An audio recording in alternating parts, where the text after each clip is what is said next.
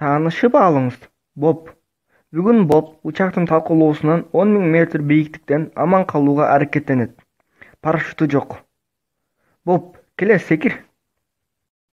Бобдун эркин түшүүнүн ылдамдыгы 190 км/саатына. Ошондо жерге чейинки убакыт 3 мүнөт гана. 10 км бийиктиктен Бобдун кычтек менен көйгөйү башталып, өзүнүн акыл эсин жогото баштайт. Ошондуктан Боб кыш сыяктуу кулайт. 1 мүнөт 20 секунд өткөндө 6500 метр бийиктикке жетип, өз калыбына келет. Анткени атмосферанын дем ала алган катмарына жетет. Бирок өзүнүн жашап кетүү мүмкүнчүлүгүн көбөйтүү үчүн Боб эмне кыла алат? Биринчиден, ал ар кайсы бөлүктөргө кармала алат. Эгерде ал буюмдардан уя сыяктуу курчап жасаса, жашап кетүү мүмкүнчүлүгү көбөйөт.